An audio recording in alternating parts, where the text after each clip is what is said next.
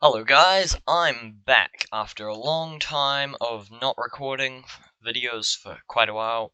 I am back, and today I am going to be showing you how to use pistons to break bedrock.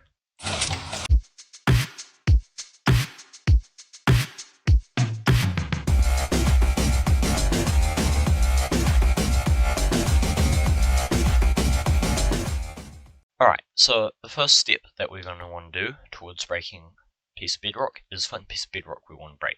So I'm choosing this piece over here. So I'm going to place down my piston, and then we need to place a netherrack on top, a trapdoor behind. Make sure it's on the top block, not on the piston, because I guess this could work, but I've always used it on the top one.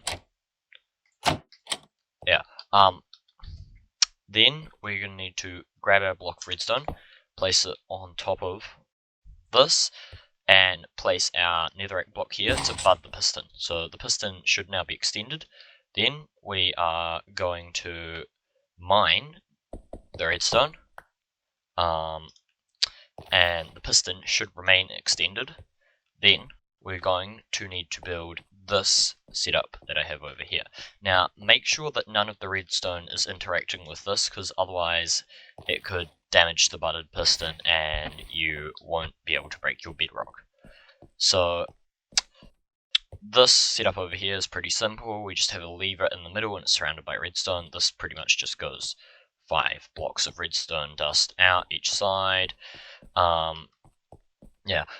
However, sometimes 5 is a bit too much redstone and it will crash your game or lag your server too much. Or sometimes 5 is not enough, so you might want to expand this beyond that. Although, once you do get to that stage, you end up using quite a lot of redstone dust. Yeah. So, yeah. Once you've got that set up, the next thing you're going to want to do is install an auto clicker. Now, I've linked to one down in the description. However, I'm sure there's plenty of other auto clickers out there that you can probably use if you want to. So, yeah. So, once you've installed your auto clicker, make sure that it is set to auto right clicking. Now, that's very important. Only right clicking. We don't want to do any auto left clicking, just right clicking.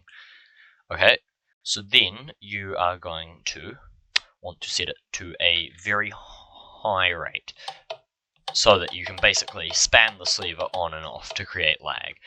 Don't set it too high, because that could crash your computer or your server, but don't set it too low, otherwise it won't create enough lag. Now, you'll know that it's creating enough lag when it keeps flicking after you've used the auto clicker on it. So now what we're going to do is make sure that we're holding our pickaxe and our piston in 2 slots that we can easily switch between. I'm using the 8 and 9 slots, but feel free to use whatever slots are easiest for you.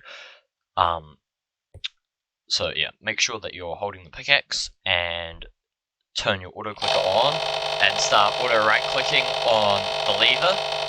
Now, after you've done this for a short period of time, turn your auto clicker off.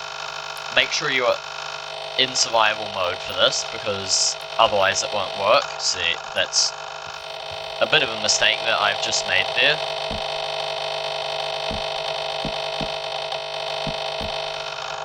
But, yeah. Yeah, make sure to do this in survival mode.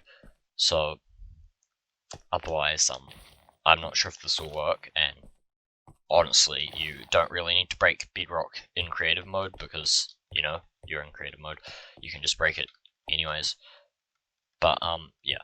So, what we're going to want to do is spam the piston on for a reasonable period of time. Again, depending on what you're on, might depend on how much you want to leave this on for. So, make sure to break this netherrack, close the trapdoor, break the piston, make sure to place the piston here, and make sure it's facing down. That's very important. Also, make sure that the piston is still extended out of the front there, even though you've broken it. And now you wait for the lag to stop, and then your bedrock should be broken, and you should get everything back from that, pretty much.